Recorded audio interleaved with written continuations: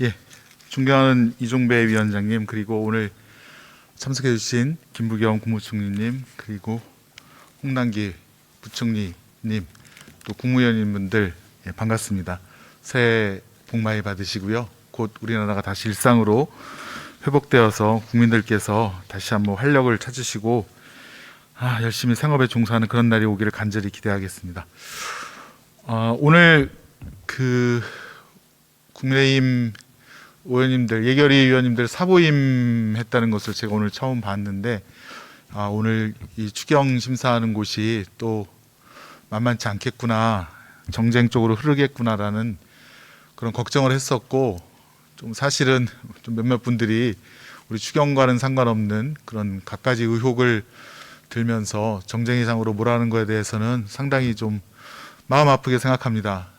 그래서 제가 다른 의원님들과 함께 발의를 해서 좀 국회의원도 허위 사실을 이렇게 상임위장에서 또 본회의장에서 마구 유포하는 것에 대해서는 응당한 책임을 져야 되는 것이 아닌가, 징계건 형사처벌이건. 그래서 그런 거에 대한 법안을 발의를 했고요. 앞으로는 그런 의혹, 허위 사실이 이런 신성한 국회에서 난무하지 않기를 간절히 바랍니다. 동시에 그런 의혹에 대해서도 저도 좀 반박할 필요가 있어서 말씀을 드리고자 합니다.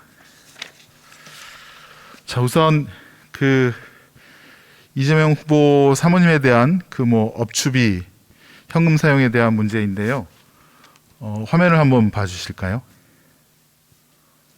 다 아시겠지만 경기도지사 및 관련자들의 업무 추진비는 저게 하루치입니다. 하루하루가 정확하게 공개되어 있고 사용처가 밝혀져 있으며 집행 내역과 금액까지 소상하게 국민들에게 떳떳하게 밝히고 있습니다.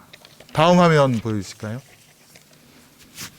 요거는 검찰총장의 업추비 집행 내역입니다. 보시면 알겠지만 금액도 상당한데 사실은 내역만 나와 있고 영수증이라든가 그런 것들이 전혀 첨부되어 있지 않습니다. 금액도 100만 원을 넘는 것이 상당하고요. 사실은 이런 간담회를 했는지조차 확인할 수 없는 그런 내용들이 상당히 많습니다. 요거는 업무 추진비에 대한 것이고요. 다음 화면 보여주실까요? 지금 윤석열 후보가 재직할 때 업추비에 대해서 시민단체가 공개 요청을 했는데 대검은 여전히 공개를 거부하고 있습니다. 그래서 법무부에서 받은 자료를 보니 대검 포함된 업무 추진비 중 현금으로 52억 원을 썼다는 겁니다. 근데 이 현금으로 과연 어디다 어떻게 썼는지, 과연 썼는지 개인적으로 착복을 했는지에 대한 증빙 자료가 전혀 없다는 것이죠. 다음 화면 보여드리겠습니다. 이거는 특수활동비입니다. 특수활동비는 업무 추진비보다 더 가관이라고 말씀드릴 수 있습니다. 여기에는 사용 내역 자체가 없고요. 또 영수증도 첨부되어 있지 않고요. 전액 현금으로 다 썼다는 그런 내용입니다. 윤석열 후보가 총장으로 재임 당시 이 특수활동비로 약 147억 원을 현금으로 썼다는 그런 계산이 지금 나와 있습니다. 보다 못해 시민단체가 그 내역을 밝혀달라고, 공개해달라고 법원에 정보공개 청구를 했고 시민단체가 거의 승소를 했습니다. 그래서 그 특수활동비, 업무추진비 어떻게 썼는지 밝히라고 했음에도 불구하고 지금 윤석열 후보 검찰총장 당시 업무추진비에 대해서는 또 항소를 하면서 그 공개하는 것을 회피하고 있고 지금 그러고 있는 상태입니다. 자, 과연 경기도지사가 하루하루 사용 내역과 영수증을 만천하에 공개하면서 저렇게 국민에게 밝힌 저 업무 추진비가 문제가 있는 건지, 아니면 윤석열 후보가 검찰총장 재직 당시 약 147억 원에 이르는 현금을 어디다 썼는지 감사원 감사로도 밝힐 수가 없고 법원의 정보공개 판결에 의해서도 밝혀지지 않는 이것에 대해서 우리 국민이 어떤 점을 답답해 하실까, 어떤 것을 답답해 하실까 굉장히 좀 가슴이 아픈 그런 상황입니다. 사실 부총리님, 제가 지난번에도 한번 말씀을 드렸는데 우리 예산 가운데는 꼭 필요하지 않은 곳에 아직도 관행적으로 쓰여지는 예산이 꽤 있는 것 같습니다. 이런 업무 추진비, 특수활동비 또 문제이거니와 지난번에 제가 말씀드렸던 우리가 이제 정부의 조달 예산, 물품을 구입함에 있어서 저희가 이 고통받는 국민을 위해서 조금 중저가로 선택하고 구입하면 한 조달 비용이 72조 정도 되는 것으로 알고 있는데요. 한 10% 정도는 좀 절감을 해서 국민을 위해 쓰여지지 않을까라는 그런 기대를 한번 부총리님께 지난번에 대정부 질의에서 한 말씀을 드렸는데요. 그것에 대해서 좀 지금 검토가 이루어지고 있는지 한번 다시 여쭙고 싶습니다. 예, 의원님 말씀 주셔서 지금 조달 청장님하고는 요 내용을 상의를 했고요. 사실 조달 청장님 말씀은 의원님이 말씀하신 그런 조달 비용이 좀 과다하게 부풀린 경우도 일부 있겠습니다만은 대개 공적으로 조달하는 거기 때문에 지금 의원님이 생각하신 것만큼 그렇게 절감력이 있는 건 아니다라는 얘기는 들었는데요. 일단 그 분석한 내용을 좀 잘 더 보완을 해서 한번 의원님께 보고 드리도록 그렇게 하겠습니다. 네, 그때도 말씀드렸지만 일단 조달이 이제 독점 체제고 또 카르텔에 의해서 어떤 협회에 가입하지 않으면 조달하는 업체로 선정되기가 어려워서 일종의 특혜라는 그런 시비도 있고요. 또 이제 자가 생산 증명이라든가 여러 가지 필요한 것들을 요구하는데 그것들을 인증해주는 업체가 또 그런 협회 또 산하기관이라서 아니면 협회 자체라서 거기서 나오는 불필요한 비용 같은 것도 많이 있고요.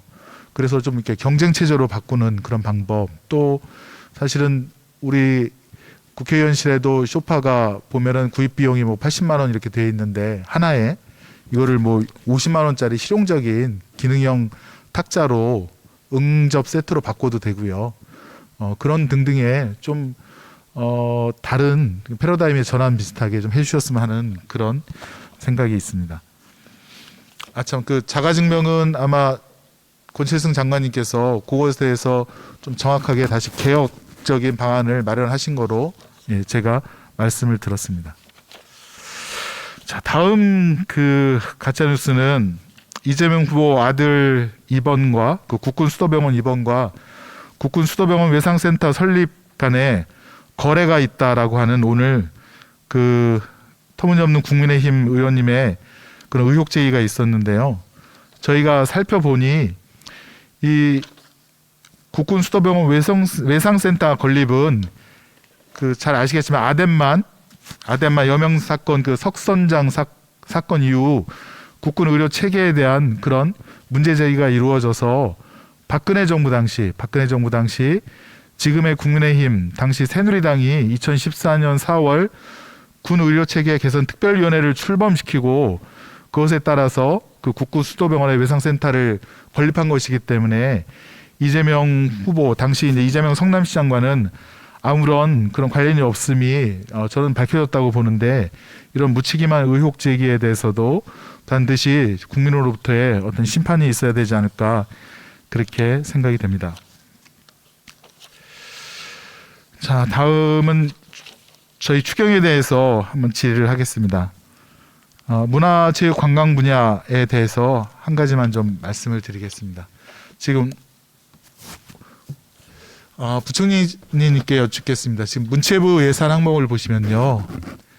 지금 2020년과 21년 방역지원금으로 저렇게 예산을 편성을 하셨는데 이번에 2022년도에는 부총리님 좀 아쉽지만 방역지원금 예산이 전액 삭감이 돼서 제로가 됐습니다. 근데 이제 지금 오미크론에 의해서 사실은 방역 지원의 필요성이 더 높아지고 있거든요.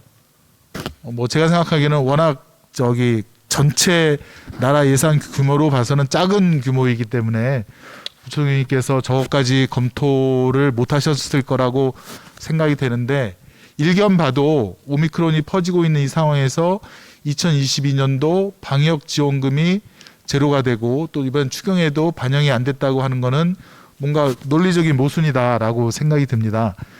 이거는 작은 예에 하나 불과하고요. 하나하나 살피면 이런 것들이 저희 문체위뿐만 아니라 곳곳에 있을 거라고 생각이 드는데, 이거에 대해서 다시 한번 점검하실 그런 그 계획을 뭐 생각은 혹시 있으신지 한번 여쭙고 싶습니다. 예, 뭐 의원님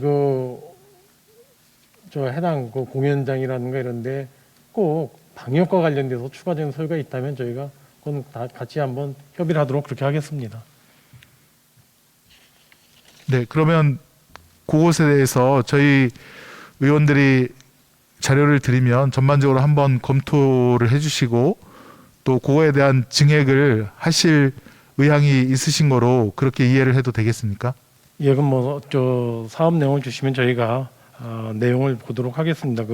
지금 방역과 관련돼서 꼭 필요한 내용이라고 하고 또 기정 예산하고의 관계가 어떤지를 한번 판단해서 같이 협의되도록 하겠습니다. 네, 감사합니다.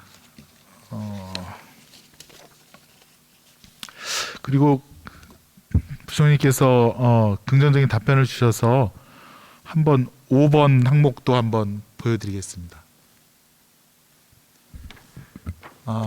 지금 소상공인 자영업자 또 특수 고용노동자 등 사각지대에 있는 분들 지금 너무 생계에 쫓겨서 절벽에 계셔서 지금 너무 고통스러운 아우성이 뭐 한두 군데가 아닐 텐데, 특히나 저희 문화예술, 체육, 특히 관광 분야는 아직도 이렇게 회복되지 않는 침체 상황이 계속되고 있습니다. 잘 아실 거라 생각합니다. 관광은 아직도 전년 대비 소비 지출액이 저렇게 다 마이너스 뭐 70%까지 또 40%, 30%까지 아직도 저렇게 회복이 안 되고 있어서 저희가 사실은 관광이라든가 영화, 문화예술에 대해서 좀 1조 5천억 원에 상당하는 추경 증액을 좀 요구를 했었는데 이번에 하나도 반영이 안 됐습니다.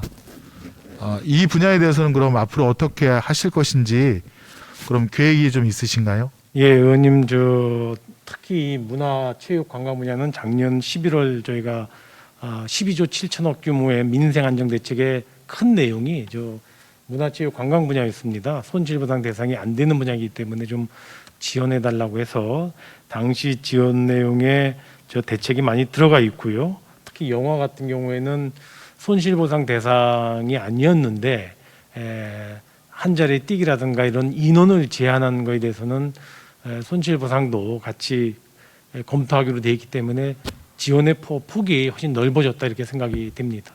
그러면 그 지원한 거에 대한 뭐랄까요, 검증, 효과 검증은 혹시 하신 적이 있으신가요? 지금 이제 지원을 하고 있기 때문에요. 제가 보건 데는 뭐 아무래도 지원을 하니까 지원 효과가 뚜렷하게 나타날 텐데 저희가 한번 지원이 어느 정도 마무리될 때 점검을 해보도록 하겠습니다. 꼭 한번 그 효과를 꼭 한번 검증을 하셔서 아마 이런 그 메르스라든가 이런 코로나 사태가 계속 정기적으로 오고 있는데요. 다음번에 혹시 뭐 이런 사태가 오면 안 되겠지만 그럴 때 한번 그 어떤 그 검증된 그 경험치로서 할 수 있도록 한번 해주시고요. 마지막 한 가지 그 15번 차트만 한번 보여드리고 물러나도록 하겠습니다.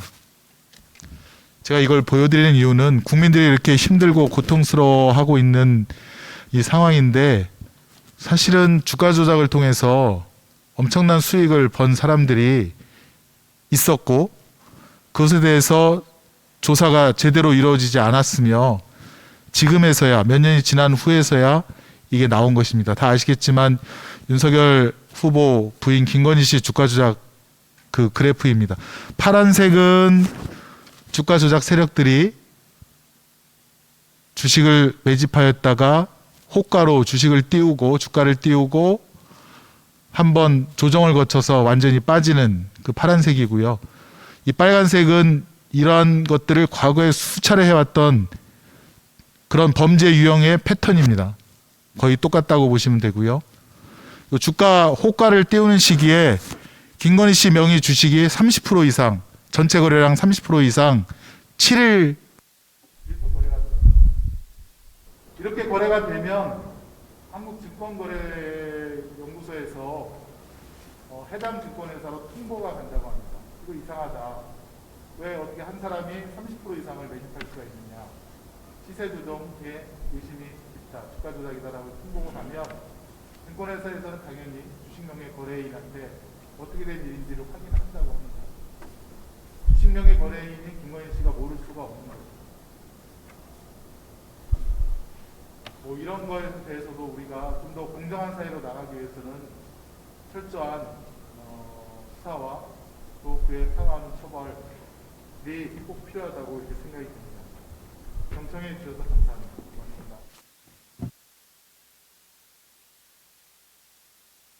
김승원 의원님 수고하셨습니다. 네. 다음은 국민의당 소속 존경하는 이태규 의원님 질의하시겠습니다.